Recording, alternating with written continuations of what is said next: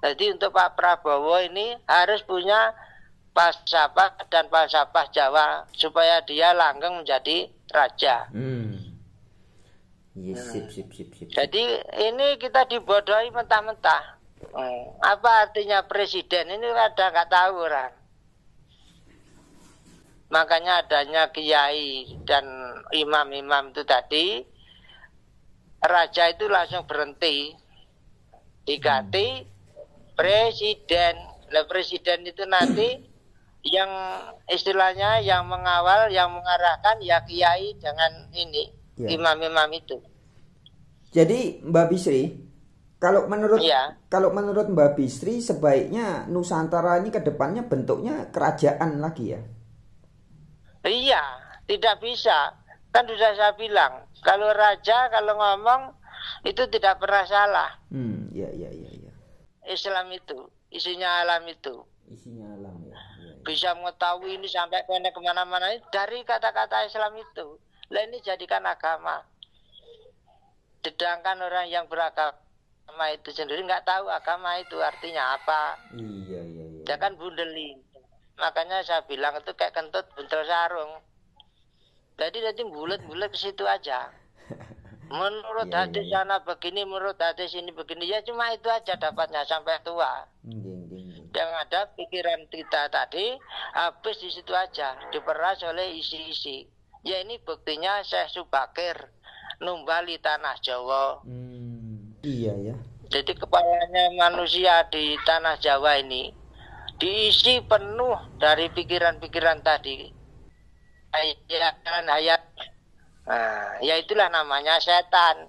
Diset.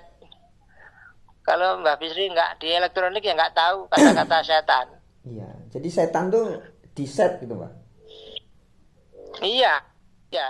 Mbak Bisri tadi ngasih contoh soal setan. Jadi misalkan ada satu ajaran, seluruh orang harus menghadap ke tanah Arab, harus ngomongnya pakai bahasa Arab. Kemudian orang-orang tuh nurut ya. Kemudian harus ritualnya budaya Arab. Nah, berarti itu orang-orang tuh diset ya, diset supaya itu jadinya setan. Itu namanya setan. Kita itu dikafir-kafirkan, disetan-setankan sama setan. Jadi nanti kalau tahu ketawa sendiri. Iya. Kita Nusantara dikafir-kafirkan sama setan. Gini. Halo sobat-sobat semuanya, jumpa lagi di channel Warta Kabar Baik. Selamat pagi buat yang menyimak video ini di pagi hari. Selamat siang, sore, dan malam buat yang menyimak di siang, sore, atau malam hari.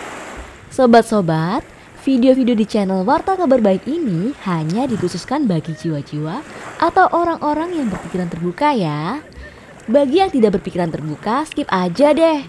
Oke, terima kasih semuanya. Jangan lupa subscribe, like, komen, dan share ya.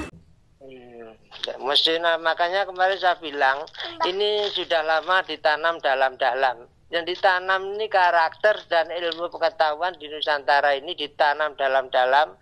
Yang dibawa keluar itu tadi bukunya. Bukunya yang ditulis atau sastra-sastra itu. Jadi kata-kata yang sudah ditulis yang berbentuk lontar tadi semuanya dibawa ke luar negeri. Jadi kita itu hanya kebagian berita cuman. Makanya ada sejarah-sejarah apa di sini. Setelah dari runtuhnya Majapahit itu propaganda hasilnya. Iya. Jadi sejarah itu bisa dibuat sama rombongan mesin agama ini. Jadi mesin agama ini membuat kebodohan masyarakat gimana? Iya. Agama yang asli itu prinsip itu loh. Jadi ini saya bilang ya, kata malaikat ini kalau nggak saya buka nanti nggak paham nanti. Mal itu sama dengan kalau ilmu kedokteran ya kedokteran, kalau ilmu dari pertanian ya pertanian, kalau ilmu hukum ya hukum. Itu mal. Jadi kalau orang sarjana pertanian dia sudah lulus dari sarjana pertanian, namanya punya mal. Makanya judulnya malaikat. Jadi kalau sudah punya mal, bisa mengerjakan apa saja sesuai ilmunya.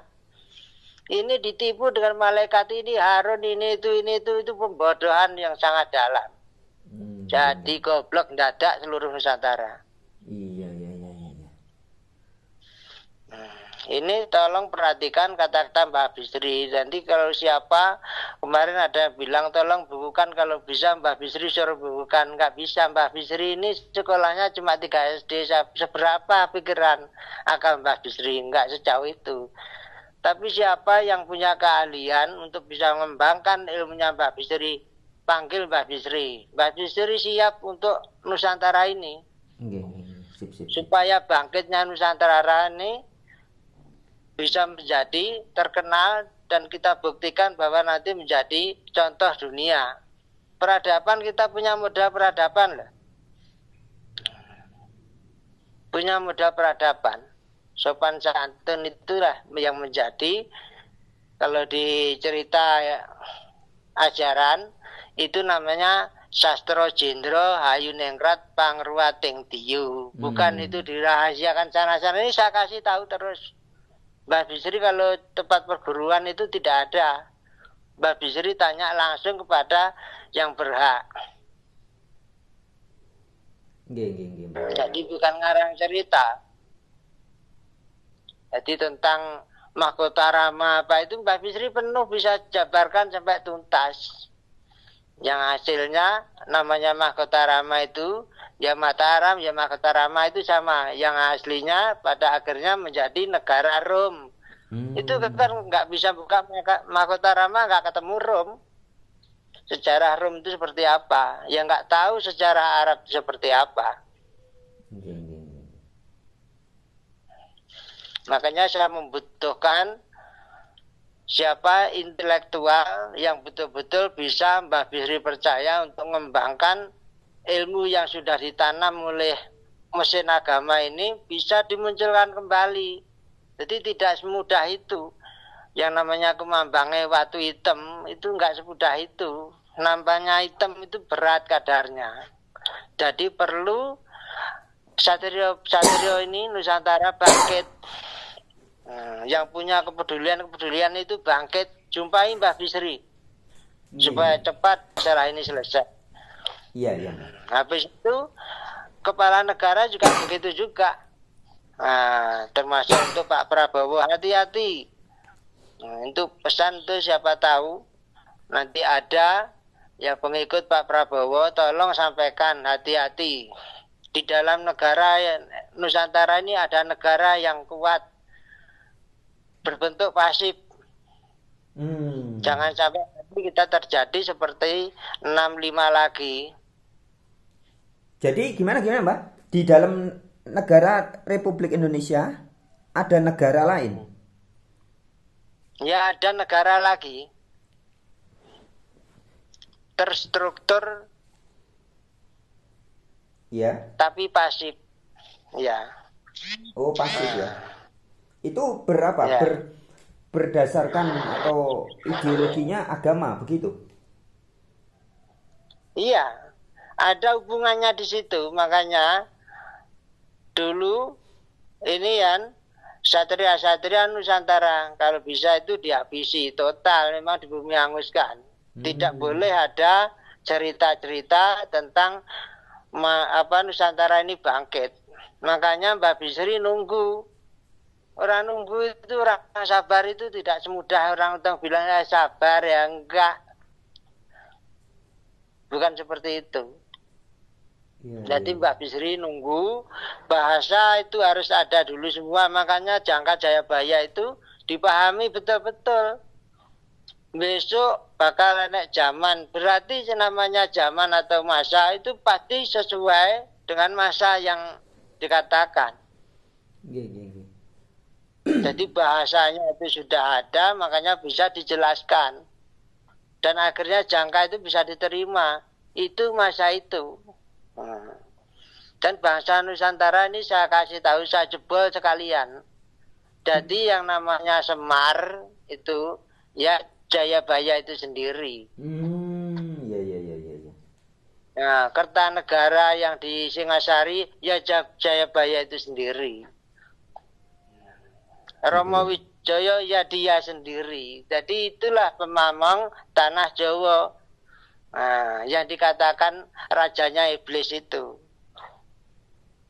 Malah iya dituduh sebagai raja iblis ya. Iya. Edukasi ini namanya Semar, jadi dipahami di situ, jangan hanya Semar gitu aja. Semar itu artinya itu semeleh, semarah, semanding, marang, pangerane. Semar, semeleh, marang, pangerane. Jadi bukan iya. Semar itu artinya semeleh, semanding, semarang, jadi marang pangerane. Iya. Marang Gusti Kang Maha Agung. Jadi Majapahit dulu bukan mengajarkan agama seluruh dunia, itu tidak ada mengajarkan agama itu. Tolong dimengerti di sini. Jangan nanti Mbak Bisri cerita ini tadi, nanti terus bilang kata Arab, terus Mbak Bisri itu seakan-akan menguatkan orang Arab. Ini bahasanya yang di dalam komen seperti itu. Tidak begitu. Mbak Bisri harus membuka betul-betul, inilah tujuannya leluhur. Inilah bukti-buktinya leluhur sampai di sana-sana. Nah, ini tandanya suara atau aksara. Aksara itu kalau dibaca oleh orang sana menjadi bahasa yang bisa Mbak Bisri jelaskan, bisa tangkap. Itu. Jadi bukan Mbak Bisri ini bukan istilahnya ngarang-ngarang, itu tidak. Jadi yang bisa Mbak Bisri jelaskan itu Mbak Bisri bisa nangkap kata-kata itu, suara itu. Seperti kemarin Mas Pram kemarin istilahnya ngunggah tentang Rom. Di situ ada bahasa apa kemarin? Perumpamaan. Nah, itu tadi. Nah, itu kalau di Mahkota Rama di cerita Baratayuda itu tadi, yang namanya Ngastina Kurawa yaitu namanya perumpamaan tadi, gambaran. Ya seperti kalau di agama ini cuma diringkas menjadi hakikat. Hakikat itulah gambaran. Perumpamaan, ya Mbak. Masih jelas, Mas? Iya, jelas Mbak. Ya, hakikat itu gambaran. Makanya yang Mbak Bisri katakan ini bisa dimasukkan ke pendidikan, bisa ditulis. Mbak Bisri sudah bilang bisa dipelajari dan diilmui melalui pendidikan secara ilmiah, bisa diilmui, masuk nalar. Kalau nggak masuk nalar, Mbak Bisri nggak mau nerima itu. Namanya menyesatkan keturunan bangsa Nusantara kalau nggak bisa ketemu nalarnya. Makanya Mbak Bisri bisa bantah orang yang nggak bisa menemukan Tuhan yang di alam suwung ini. Bisa Mbak Bisri jelaskan nanti melalui pelajaran. Bisa dipelajari semua. Jadi jangan takut. Jangan percaya dengan ini. Jadi orang seluruh Indonesia ini langsung digerus oleh agama. Jadi kata-kata raja tadi pindah ke kata-kata kiai, santri, imam-imam itu. Terbukti semua. Jadi orang kalau mengeluh sakit perut pun datang ke tempat kiai. BO-nya susah ke tempat kiai. Mau melahirkan tempat kiai. Jadi bukan ke tempat yang semestinya. Kalau luar dulu kan tidak, sakit perut urusan melahirkan dukun bayi ada. Oh ini orangnya ini misalnya kena guna-guna, oh ini urusan spiritual ada. Begitu loh kalau raja kalau tangkap dengan kebutuhan masyarakat. Oh ini di sana nanam pertanian gagal, ada ahli pertanian, itu pergi ke sana selesaikan, begitu. Jadi untuk Pak Prabowo ini harus punya falsafah dan falsafah Jawa supaya dia langgeng menjadi raja. Yes, sip. Jadi ini kita dibodohi mentah-mentah. Apa artinya presiden ini kadang nggak tahu orang. Makanya adanya kiai dan imam-imam itu tadi, raja itu langsung berhenti, diganti presiden. Nah, presiden itu nanti yang istilahnya yang mengawal, yang mengarahkan ya kiai dengan ini imam-imam itu. Jadi Mbak Bisri, kalau menurut Mbak Bisri sebaiknya Nusantara ini ke depannya bentuknya kerajaan lagi ya? Iya, tidak bisa. Kan sudah saya bilang, kalau raja kalau ngomong itu tidak pernah salah. Iya. Kalau raja itu ngomong salah, 5 menit bisa diganti. Bukan keturunan raja dia harus jadi raja, tidak seperti itu dulu. Nah sekarang ini bangsa Nusantara lagi digodok biar sadar satu bisa menjadi dewasa. Inilah namanya dimasukkan ke kawah candera di muka. Iya.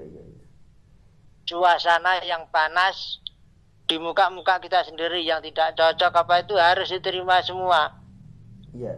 Untuk membawa kita menjadi lebih dewasa. Sip. Jadi jangan diambil negatif, positifnya kalau kita. Jadi orang Jawa itu tidak ada pernah rugi. Untung semua. Kita dijajah menjadi lebih dewasa. Orang yang menjajah tadi yang menjadi rugi. Tujuan yang dia capai seharusnya tercapai di tahun ini tidak bisa, justru gagal total. Makanya ada makam-makam itu, makam palsu itu menunjukkan mesin agama ini gagal total. Sip. Gagal total. Ya ini namanya terbongkar, semua itu terbongkar itu di sini. Dulu kan arca-arca itu dihancurkan semua. Leluhur itu membuat sesuatu pasti ada tujuannya, ada rencana. Makanya namanya arca itu dan tidak namanya rencana bukan dijawab sekarang, itu maksudnya begitu. Mbak, jawaban nanti diulangi generasi Mbak. sendiri yang tahu. Diulangi Mbak, tadi terputus waktu Mbak Bisri bilang arca itu kemudian terputus dia. Diulangi sedikit Mbak. Oh iya, ya begitu maksud saya begitu. Jadi kalau ada terputus, tolong nanti langsung kasih kode. Iya. Jadi kalau enggak nanti kan enggak dapat apa-apa saudara kita ini. Iya, diulangi Mbak. Arca tadi Mbak. Arca itu artinya rencana. Arca itu rencana. Itu sama dengan cita-cita atau ilmu pengetahuan yang tidak diberikan saat sekarang kalau dibikin sekarang. Begitu. Makanya ada jangka. Jadi pasti ada rencana. Dan seperti sekarang nih terjawab misalnya, kenapa ada arca-arca yang tidak habis ditelan alam sampai sekarang masih ada? Itu Mbak Bisri bisa jelaskan semua. Dengan bentuknya ada arca-arca itu ada, yang sekarang ya, yang dibuat zaman dulu itu. Supaya menunjukkan leluhur kita dulu bukan orang bodoh. Iya, betul. Jadi orang yang jenius punya program, punya perencanaan yang matang, tidak memble, tidak seperti sekarang ini, cuma ngotot-ngotot aja tapi tidak bisa membuktikan. Kalau leluhur dulu itu raja arca itu dibuktikan. Sekarang coba suruh membuktikan. Nah, ngomong tok ya. Generasi sekarang ini suruh membuktikan bisa apa enggak? Iya. Jadi bisanya menghancurkan, tadi tidak bisa membuat. Ini sadari dari sini ke depan ini. Nggih. teman-teman itu tadi senang. Bukan senang saya bangga, wah Mbak Bisri berarti terkenal. Bukan itu. Berarti omongan Mbak Bisri ini bisa diserap oleh bangsa Nusantara. Nggih. Mantap. Jadi kalau Mbak Bisri ini sudah sepuh, namanya giginya pun sudah habis, sudah baju, telinga juga sudah mulai kurang, berarti persiapan masuk ke dalam bumi, ke alamnya yang Maha Agung itu sudah ada tanda-tandanya. Dan inilah satu-satunya warisan yang akan saya berikan kepada bangsa Nusantara sebelum saya pulang. Bukan pesan. Kata-kata ini untuk peninggalan, berarti Mbah Bisri dulu pernah ada, walaupun ada yang belum pernah tahu dengan Mbah Bisri seperti apa. Bukan Mbah Bisri cari duit dari situ, nggak ada. Mbah Bisri hanya menginginkan bangsa Nusantara ini bangkit kembali sesuai jangka leluhur. Jangkanya sekarang.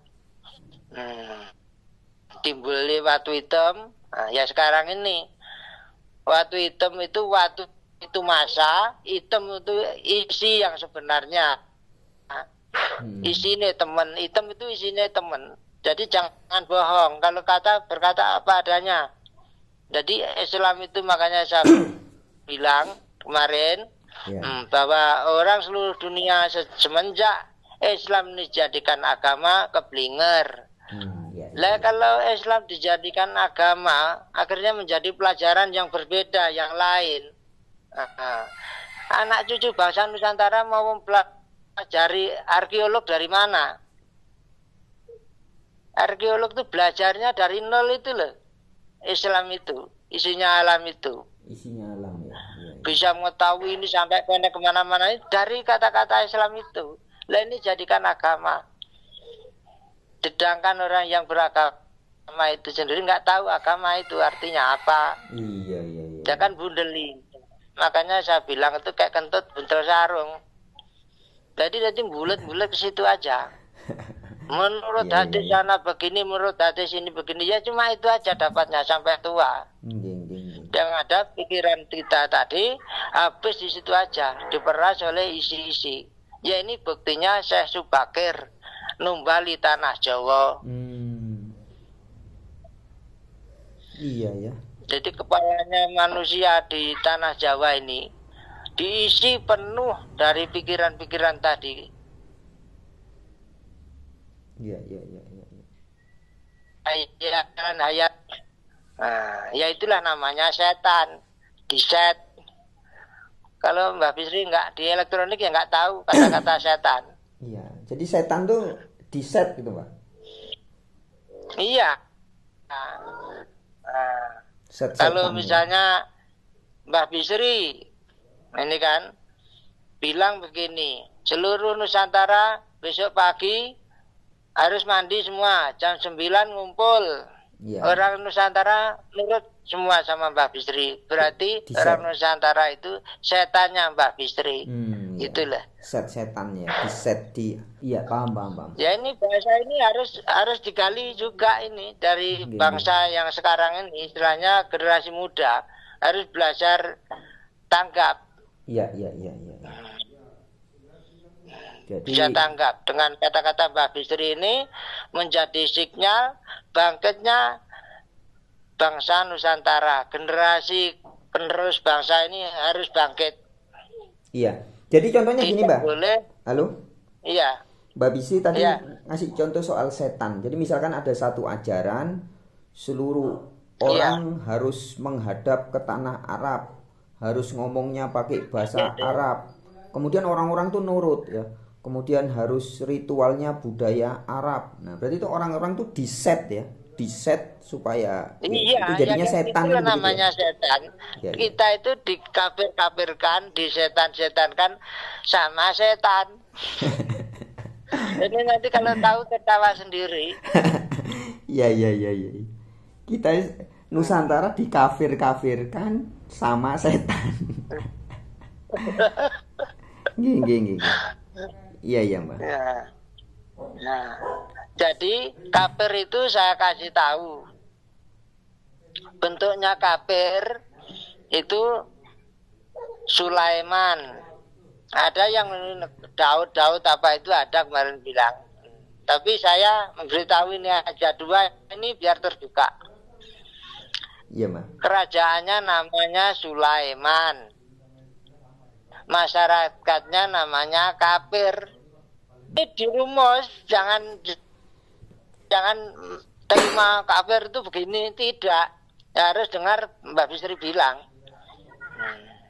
Kafir itu artinya kabeh itu perangan. Walaupun ada 2.000 orang di depan kita, itu tidak bisa kita hitung. Jadi yang ada 20.000 orang di depan kita. Itu namanya kafir.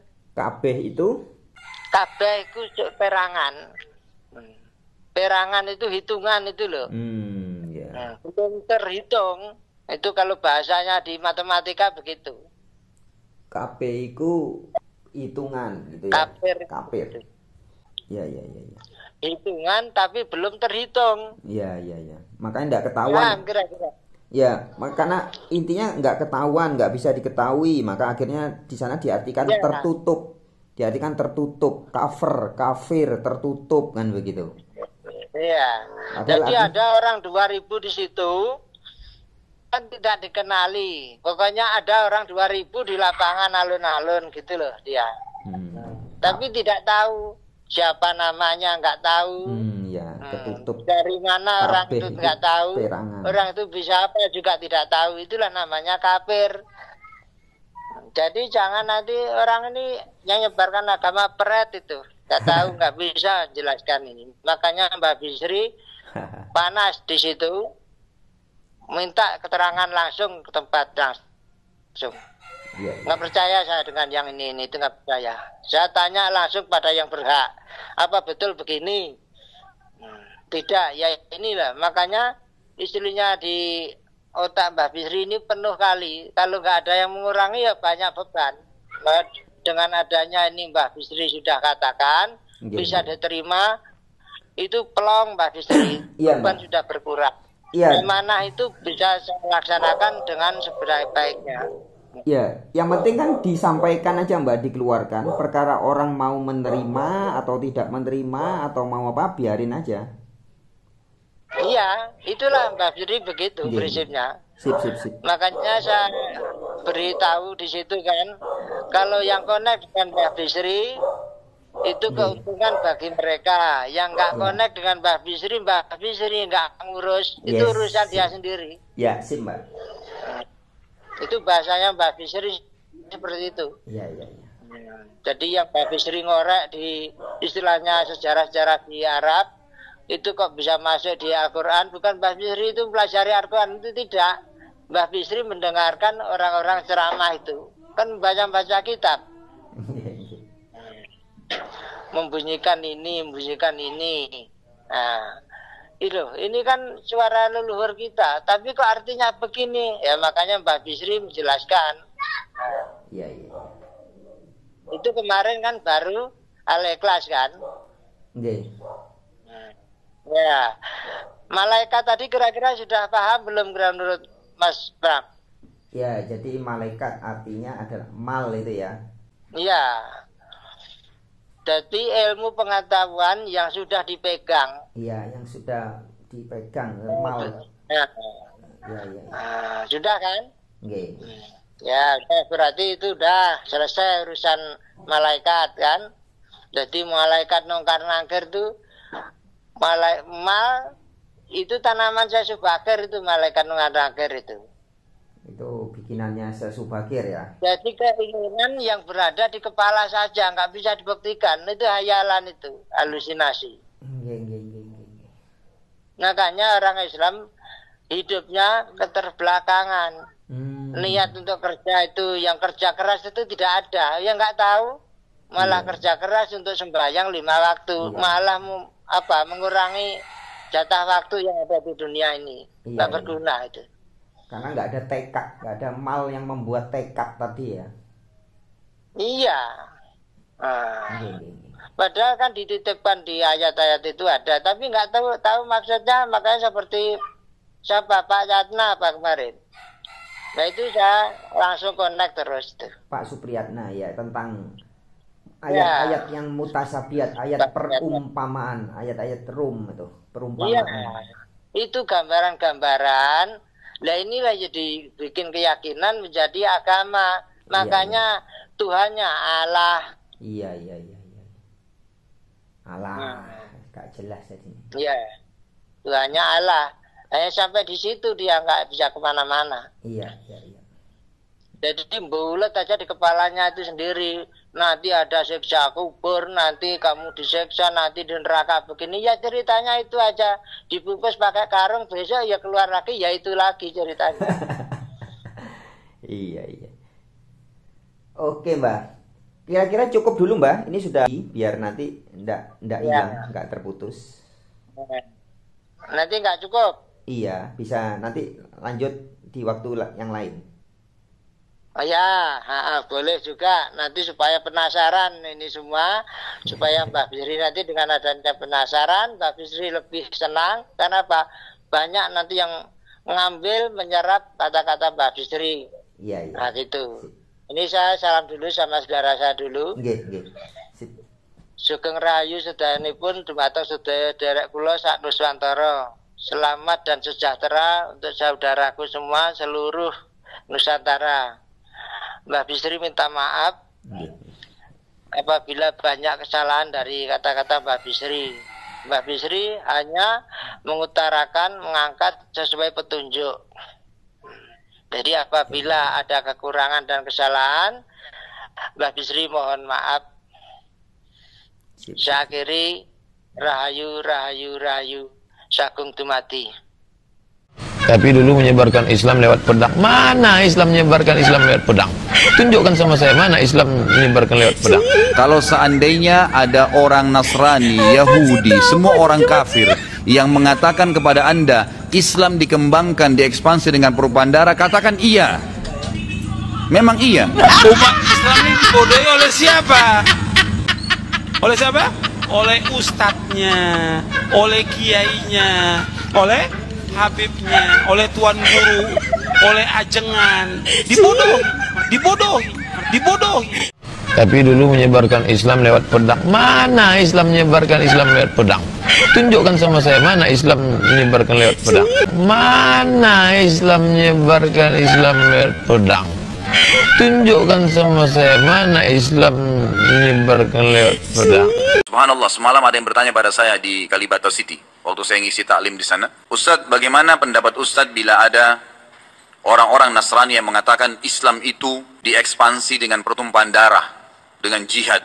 Itu subhanallah, saya bicara hampir 45 menit mungkin hanya menjawab pertanyaan ini. Waktu itu saya bilang, kalau seandainya ada orang Nasrani, Yahudi, semua orang kafir yang mengatakan kepada Anda Islam dikembangkan, diekspansi dengan propaganda, katakan iya. Memang iya. Karena banyak orang Islam, subhanallah, kayak orang yang ketakutan kalau dikatakan Islam itu disebarkan dengan pedang. Saya katakan ikhwas sekalian, memang Islam dikembangkan dengan pedang. Jihad itu dikumandangkan memang dari dulu. Ada pengembangan Islam dengan dakwah, ada pengembangan Islam dengan pedang.